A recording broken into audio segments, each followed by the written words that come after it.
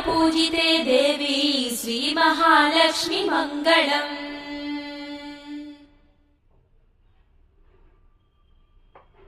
ॐ प्रकृत्यै नमः श्रीं। ॐ विकृत्यै नमः श्रीं। ॐ विद्यायै नमः श्रीं। ॐ सर्वभूतहितप्रदायै नमः श्रीं। ॐ श्रद्धायै नमः श्रीं। ॐ विभूत्यै नमः श्रीं। ॐ सुरभ्यै नमः श्रीं। ॐ परमात्मिकायै नमः श्रीं। ॐ वाच्यै नमः श्रीं।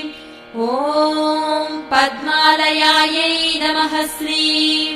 ॐ पद्मायै नमः।